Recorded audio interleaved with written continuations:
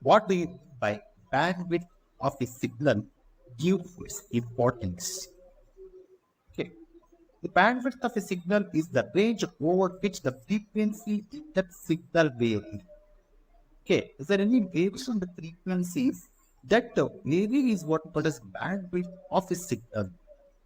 Okay, in simple, in the knowledge of the band helps in designing equipment used in communication, essential for communication. This is its importance.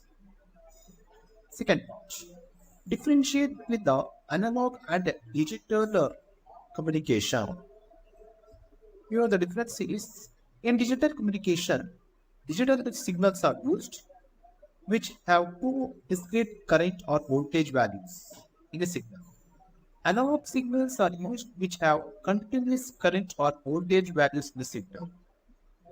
Some more important points are a signal whose amplitude can take any value in a continuous range is an analog signal. A digital signal is one whose amplitude can take only a finite number of values. Okay. In analog signal is described by amplitude, period, or frequency and phase. But in digital signals, we can describe by bit rate, bit values. Okay. And next point, we can say that analog signal has no fixed range. But in our digital signal, they have fixed range between 0 and 1.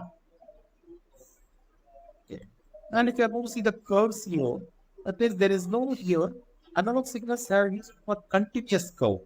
This is the analog signal, and this is the digital signals. Third point, write the function of transducer and the repeaters. The transducer converts one form of energy into another.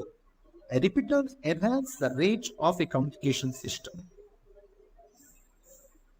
Okay.